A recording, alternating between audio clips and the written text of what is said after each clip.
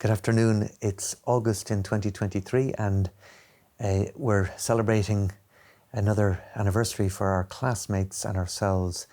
I'm here with one of my favourite people in the world, my classmate Tracy Cunningham.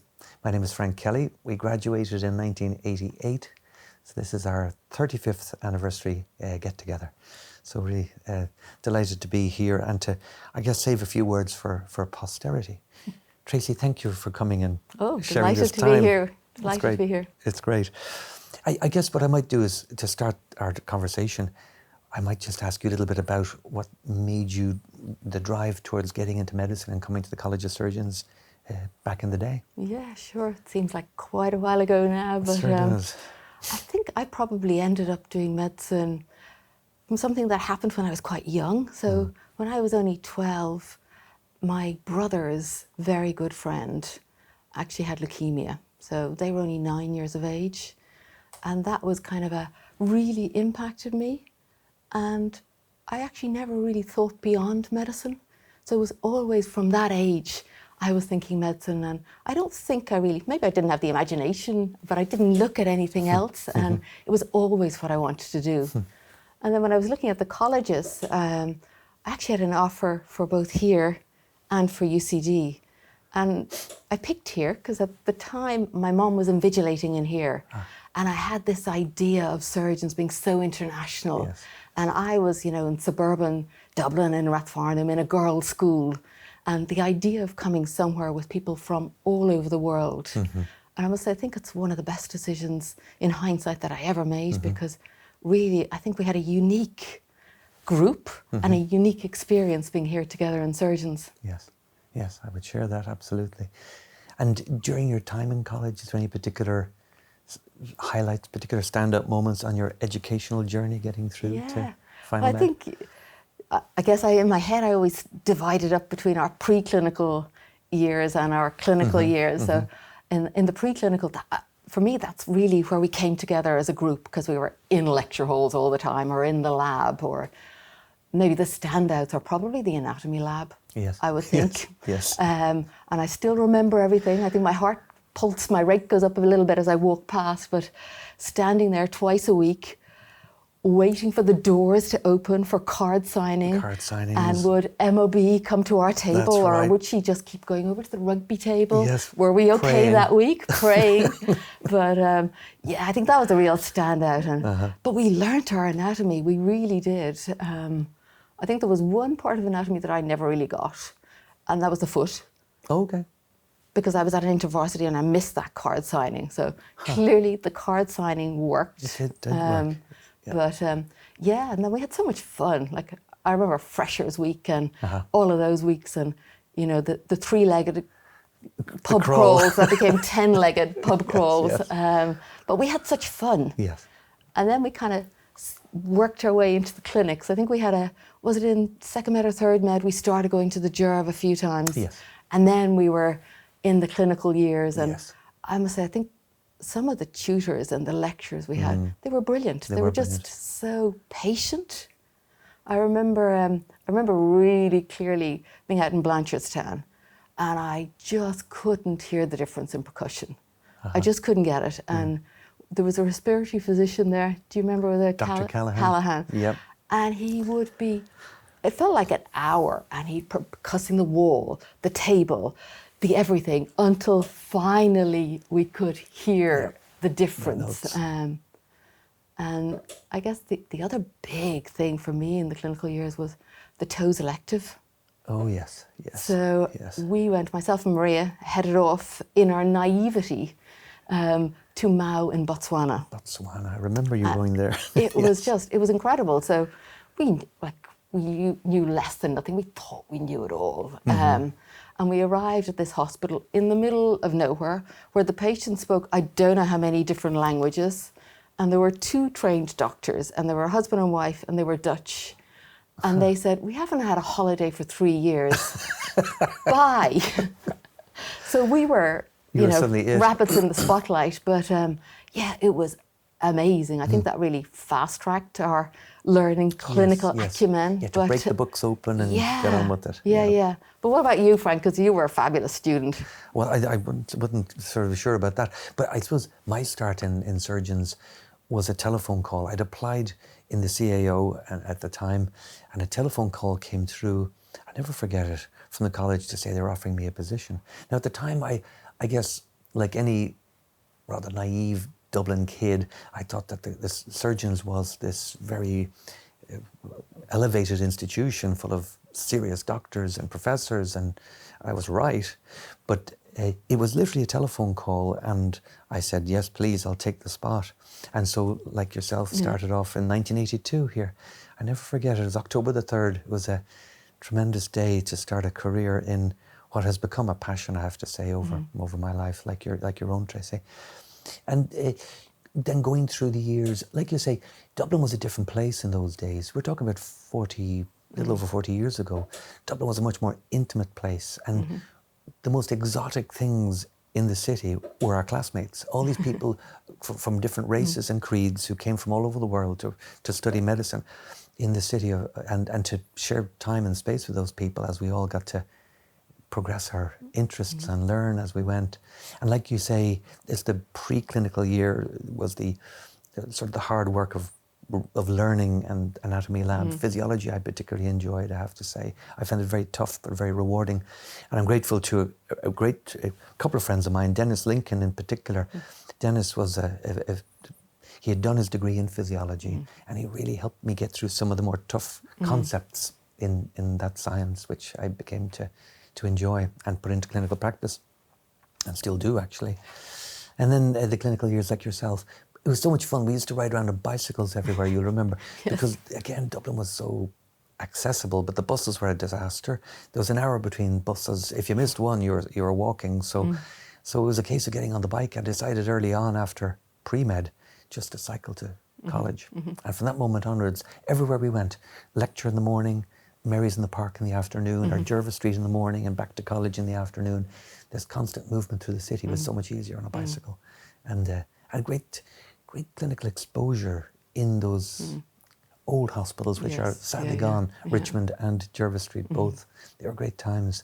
And even staying in the emergency room, I used to come back in the evening time with Dennis and just spend time doing triaging and assessing patients before they got into the hospital. Like we must have been just getting under their feet, but we were always welcome We there. were always welcome. Yeah. And I suppose we were sort of a novelty as well, because certainly in those days, the university hospitals, the affiliated hospitals seemed very enthusiastic to have students there. The patients weren't as enthusiastic. By the time a fella got up the the ones ward... with the heart murmurs. That's right, the murmurs. Once a fella got up on the ward and he knew he had a murmur, they'd wave you off after the 20th student came by. So I respect that. So yeah, it was a great place to spend time, and it really has opened tremendous doors, you know, in my own life, in my career.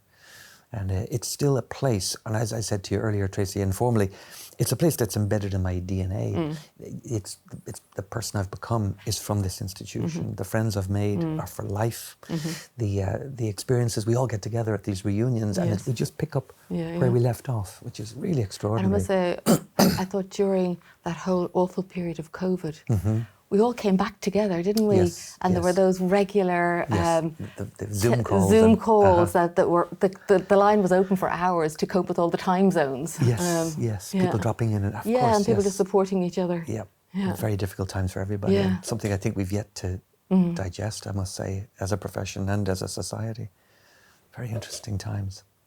But to take things forward then, Tracy, from the time you left surgeons, so we graduated in 1988, what direction did your career take? What caught your fancy then? Well, the two of us did, as you remember. We were both interns in Beaumont, and then I decided to do internal medicine. So I went on a scheme in Vincent's, a 2-year intern or SHO scheme. I think we crossed paths, didn't we? We had 6 months together. We did. In Monaghan. And during that time, I was, I really enjoyed rheumatology. There was quite a lot going on in cardiology. Even you remember all these studies were beginning, and thrombolysis was getting going. And I was really fascinated with that. So I ended up then in Beaumont, back to Beaumont, and I did 2 years as a cardiology reg. But at the time, as you were saying, Dublin and Ireland was so different. So I was kind of looking around, well, what am I going to do? If I do cardiology, will there be jobs? And actually there were really very few. We used to have to go from Beaumont to the Mater to the angio lab once a week. So it was just such a different world. So there were all those studies going on, and that kind of piqued my interest. And I thought, maybe I'd like to do some research, and maybe I'd like to do it on the other side in the pharma world. So I moved into the pharmaceutical industry so I'd done my membership and 5 years in clinical practice. And I thought, I'll give this a go. But you know what? If I don't like it, what am I going to do? And I spoke to the cardiologist that I was working for, and it was, you'll remember Prof. O'Brien and Prof. Horgan. And they were great, They just said, well, give it a go, see what you think. And if you don't like it, call us. And we'll kind of get you back into the clinic, and you can go back into a clinical world, which actually made it really easy for me. So I went over and I went to London, and I joined a French company called Santilabo, and they were doing, it was all kind of what we call late stage clinical development, so phase 2 and phase 3 clinical studies in cardiology. So I had just come from cardiology, so I got to do a ton more. Writing protocols, setting up studies, monitoring studies. I had a French tutor because it was a French company, and they said the language was English, but it really wasn't. You'd go to a meeting and the slides were in English, but everybody spoke in French. So it was great. And I'd go over to Bagneux in Paris, and I loved it. So I kind of never really looked back. I missed patients for a long time, but I was seeing them through the studies, and I kind of felt I was able to do something in that world. So yeah, that was kind of the start of my journey in pharmaceutical medicine. So I've done a ton of different things. I started in clinical development. I then went into a CRO, a clinical research organization, still largely in clinical development, but I had a team of medical writers. I was monitoring studies. With my French, I was reviewing French safety cases, so I was kind of getting all the pieces. And then it was time to work in Ireland, so I decided to come back and work for an Irish company. So yeah, my journey kept going through different roles. I even did a business role for a while, and I did, as well as the diploma in pharmaceutical medicine, I did a diploma in applied finance, because I kind of needed to know what a P&L was, what a balance sheet was. And I actually took on a business role for a few years. So I had a team. I moved away from kind of scientists and the medics, and I had a team of marketeers and salespeople. And I went, okay, now I understand that, but that's not really where I want to be. So I ended up going back into more of a medical role, and ended up really in oncology, having gone largely through cardiology, because oncology was where a lot of research was happening. So I ended up really in Ireland at a time when all of the oncologists were coming back into the country. There was a national oncology strategy. There was a Good Friday Agreement, so there was investment going on. They were setting up like a cooperative group akin to the US cooperative groups. So all of a sudden, Ireland was able to kind of play above its weight. And so I worked at that time within a pharmaceutical company. It was Rompelonc Rohr, and worked with what was ICORG. And we had like the PIs on the study was an Irish investigator. So it really got me into that whole world. So yeah, a lot of my journey has then been through development, and I ended up with an international role with when I moved to GSK, and I had like 10 countries in Europe that I was responsible for in the medical side. Then I moved into a global role. So I had people in the US and Europe and all over. And I had, it kind of reminded me of our journey in college. So I was going and meeting doctors in Japan, in Brazil, understanding the healthcare system there, trying to ensure that what we were doing in studies and reimbursement was fitting their world. So yeah, it was really, so that was kind of my early journey. And the ARC brought you back to Ireland again as Yeah, your exactly, residence. exactly. And I guess in pharma, I was able to be in Ireland while doing international jobs. Yes. So I could have these teams, and actually I ended up back in pure development at one stage. So that was with AstraZeneca.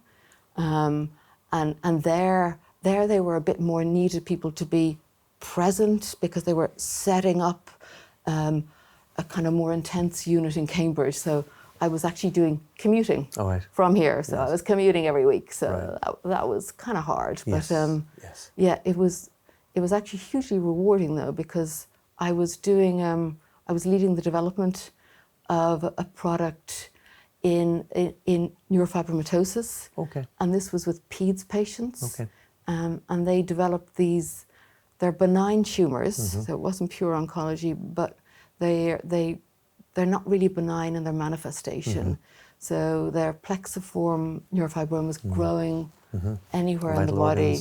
Yeah. So some of these kids would need tracheostomies, be brachial plexus, so they could lose a limb. So worked with the NIH, so I spent loads of time actually with the NIH, and they were fabulous there. Like, they allowed me in to understand the disease area, to spend time in the clinic as well as in their ward rounds, so that when I was going to meet the Japanese agency or the Brazil regulatory agency, I kind of had that understanding, as well as just knowing the results of a study. Yes. Yeah, of course. So yeah, so hugely varied, but really interesting. Interesting career. Good for you. Yeah. Good for you. And so you kind of worked you stayed in clinical medicine. So I did. I don't know. I always, people say to me, I'm a nephrologist now, and people often say, what made you choose nephrology? I really believe, as in your own case, Tracy, the opportunities present themselves in life. I'm a great believer that the career finds you. So nephrology was just, it was a perfect fit, I have to say, clinically. I always liked the clinical questions, the detective work. Unlike a lot of the clinical specialties, though, like rheumatology, cardiology, and so on, where there's a specific goal of intervention. For us in nephrology, it's a longitudinal patient care model. So we look after the same patient. I'm seeing patients, believe it or not now, that I took care of in Beaumont 30 years ago. Wow. So they're in Waterford, where I work, and these patients, we have a few transplants of that era who are still with us, and I still see them in clinic, and they remember me from 30 years ago. So way back when you were Reg in Beaumont? Absolutely. In fact, there's one patient I look after that I met when I was a student in Mary's in the Park in 1984. And he is still with us. In Mary's, was it dialysis at the time? There's dialysis. You might remember there was Michael Carmody and John Donoghue were the two consultants at that time, and they ran this unit in Mary's in the Park. But of course, they had to split their time, as I understood, between Jervis Street, where the transplants were done, and then Mary's in the Park, where the dialysis and CKD was done.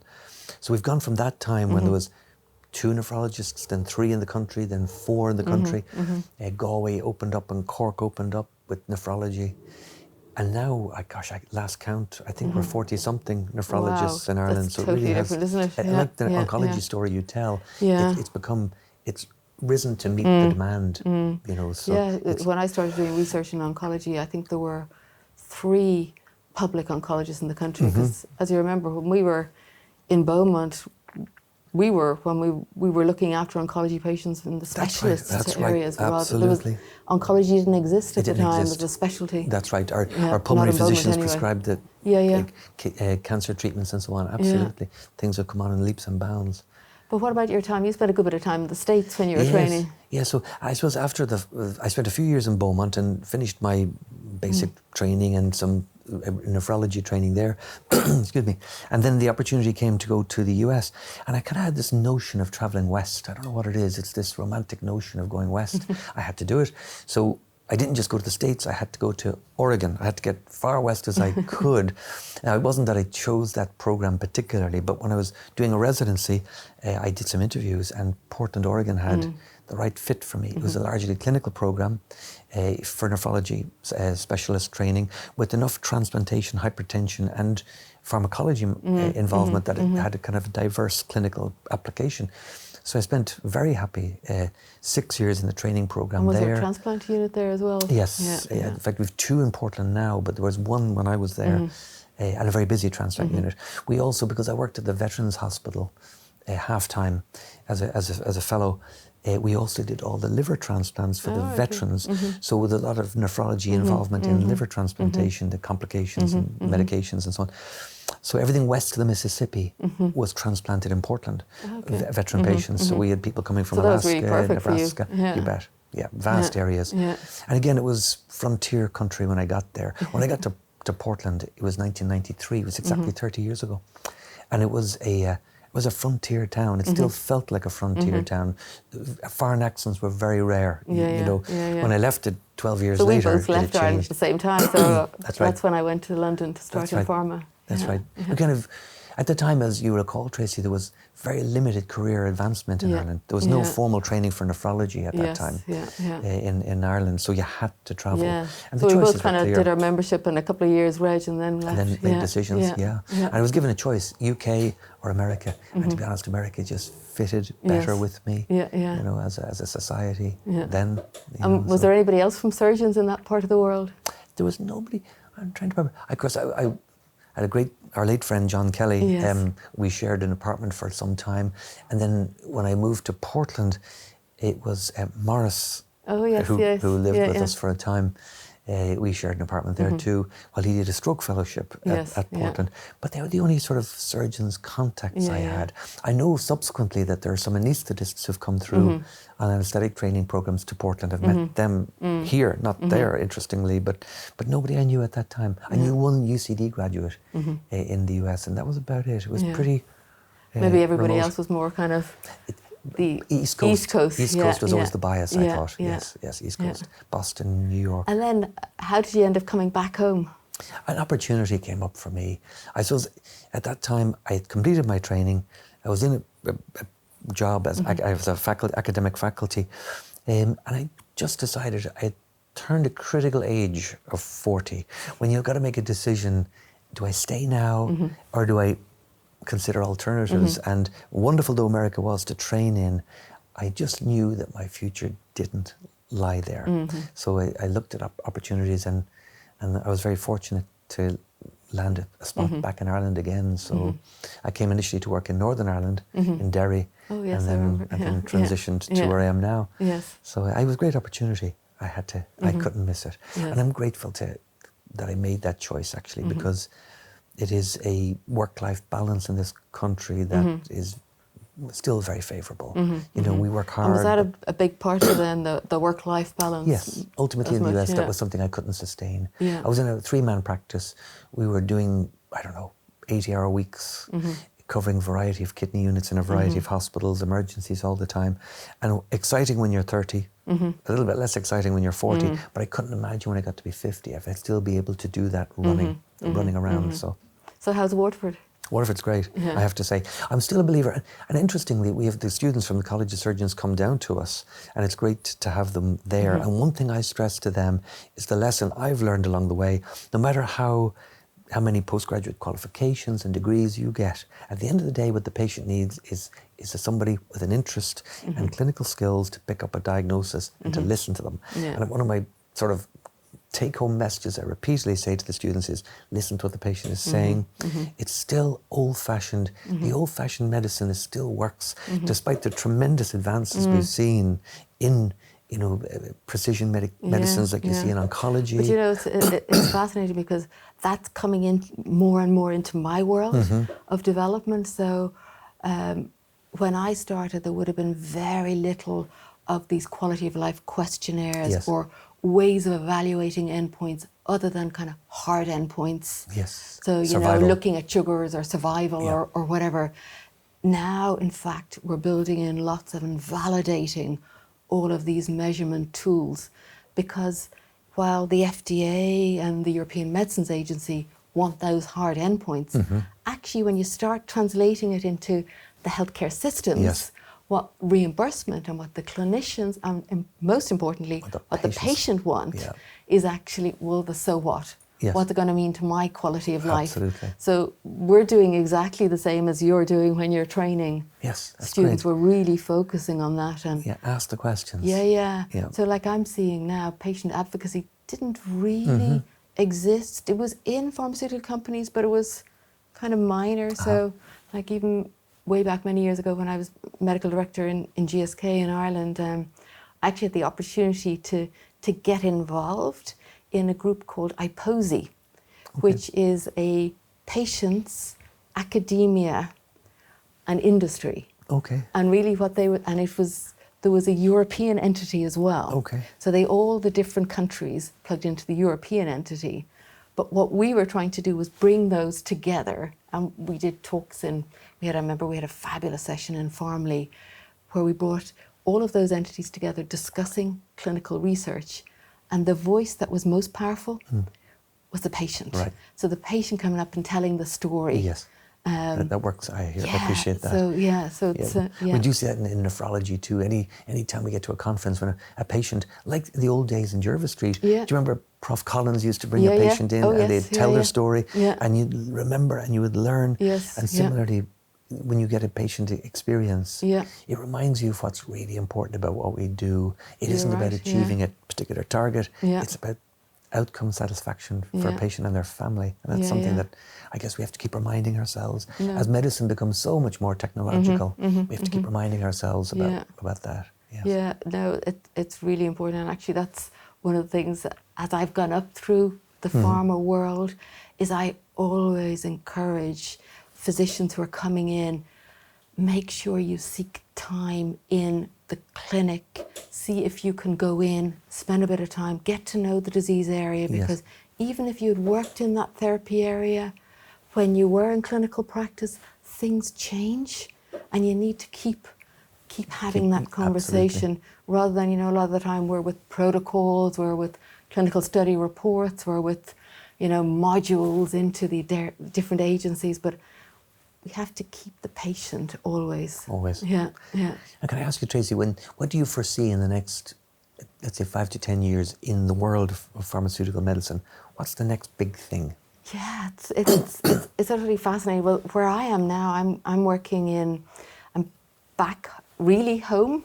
So I work for an Irish company that's in the rare disease area. Okay. And I think one of the things that's made a huge difference is our understanding of disease. So for example, one of the areas I'm in is EB, epidermolysis bullosa. And that's an area that there were no treatments whatsoever. Now, as we start to understand the different subtypes and what the genetic mutations are, gene therapy is having an enormous role to play, where we're actually able to target things much better. But that comes with a bit of a problem, because the infrastructure of how we approve medicines doesn't now match studying these rarer, smaller disease areas. So the model doesn't work. And the funding, of course, because how do you fund a rare disease process? It's really hard. So things are kind of out of kilter. So one of the things I got involved in was one of these big European Horizon projects. It was called EU Pearl. And they picked 5 or 6 different rare diseases, and they had kind of people from industry, from academia, and patient advocacy looking at how do we do a different approach on clinical trials such that then we can discuss with the regulatory authorities and they can say, yeah, that would be a path that would be acceptable. So that's happening in Europe. Similarly, it's happening in the US, but it's still happening in pockets. So, one disease area will do it. I think it has to be a little bit broader and really having the regulatory piece keep pace with the developments.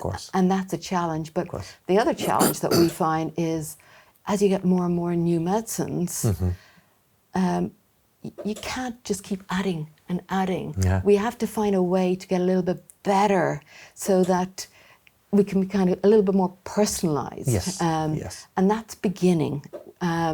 So it's all the time, one piece is happening too fast for something else. So we're constantly, and that's the thing I must say I really adore about the pharma industry, it's the pace of development. Adaptation. Yeah, and the constant exposure to new information. Yeah, it's really fascinating. It's great to hear. Yeah. Future is bright. And certainly in renal medicine, I suppose, just as one example, you know, we're using more genetic testing. Hematology oncology have been using this for years to determine the cause of an illness. We now have some really good data, and Beaumont, I have to say, has been tremendous at running these genetic clinics. I can refer a patient now when I've got a family tree of people with some common renal anomaly. I can refer those folks in, they'll get genetic testing done, and oftentimes make a diagnosis without recourse to a kidney biopsy or any of the more invasive and hazardous tests that we do. We're not at the stage yet where we can mitigate some of these diseases. We're still diagnosing and managing in traditional ways. But even at that, there are some newer treatments coming along for some of the rarer diseases. Yeah, and you know, it's really interesting the differences country to country on where genetic testing is available and being done. And there's still a bit of a fear factor, I think, sometimes for people because they're afraid it's going to have a negative impact maybe on their health insurance. Yes, so, absolutely. You know, one of the disease areas I'm working in is a type of hereditary lipodystrophy. It's a partial lipodystrophy, and we're doing a big phase, it's big, but it's small because it's in a rare disease study, but trying to kind of go to countries and sites where they do the tests so that we know we're getting the right patients into studies. That's very good. And then to bring it back home, when you come back to see your old classmates, I'm sort of mindful that this is our big celebration weekend, the seeing all of our old friends. What are your thoughts about the importance of these events, I suppose? Oh, they're just fantastic, aren't they? It's you know, you meet people after 5 years, everybody drops everything, and the excitement in the WhatsApp group beforehand, and the photographs put into the group so that the people who aren't able to come this time can see them. But the funny thing is, you know, while you mightn't have seen somebody for 5 or 10 years, it's like we saw each other yesterday. It's you true. just pick up the thread immediately. Because there's something about spending 6 intense years together. At that age group, we're like at the age we were at then. And then many of us were interns together or SHOs together. So and we struggled through all of that. It's really formative, Absolutely. That's right. So that's the thing that constantly amazes me. How we're just all still the same people. It doesn't matter how many professors are in the room or whatever. We instantly revert to positions. I understand that. I do. So what's next for you, Frank? Well, next is an exit strategy, I have to be honest. I mean, you know, clinical medicine is exciting but tiring. And the clinical demands, even though I've got tremendous colleagues and support where I am in Waterford, I need to sort of formulate a plan for retirement, post-retirement. I don't want to crash land into retirement like people can do. So I guess I'm just working on new hobbies or renewing old hobbies, getting back into playing golf, for example, which very good. I haven't played for many, many years, so getting back into that.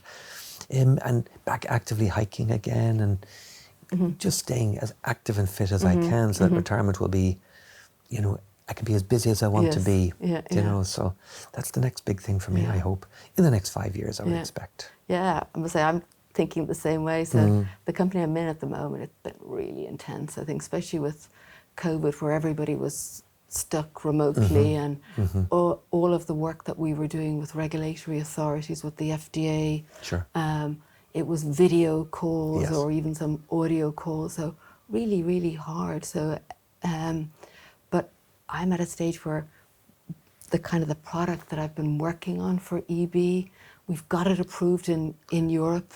We're almost there with the FDA. The company has now been acquired by another company, so I think it'll be a nice time for me to move out. And for the last kind of 4 or 5 years, I've been working with the HRB, so the Health Research Board. So I've been a board member there on the HRB, and it's great. As you know, that's the biggest funding body, and they now have the National Ethics Committee, and they have all of the evidence centres there. Yes.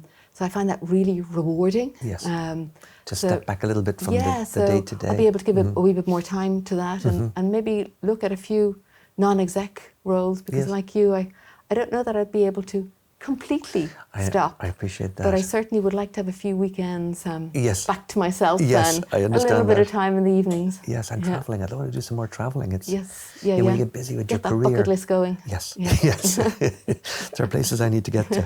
I've been talking about them for years. Yeah. That's the plan. That is the plan. Yeah.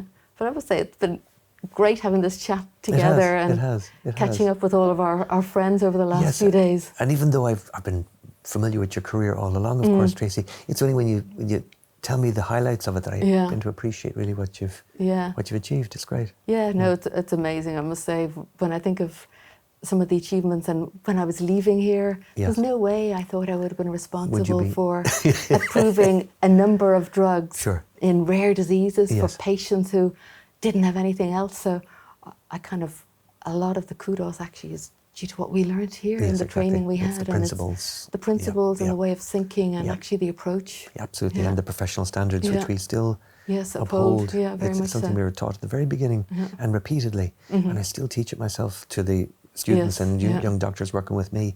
The principles of what we do, it makes our profession durable against AI and whatever else is coming around. Yeah. I think they'll still need physical doctors present. I think so. Yeah. So yeah, it's been lovely. Great. Thank you. Thank you, Great Tracy. to have I the enjoyed chat. talking to you. You bet.